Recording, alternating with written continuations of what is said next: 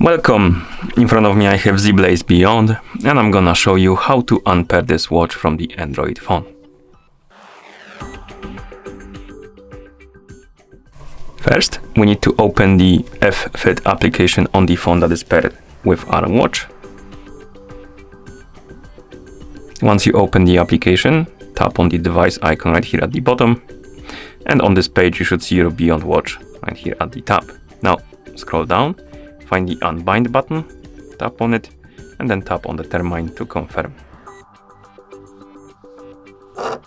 Watch will disappear from the device page.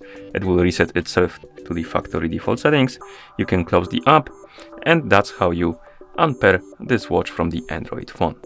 Thank you for watching. If you found this video helpful, please consider subscribing to our channel and leaving the like on the video.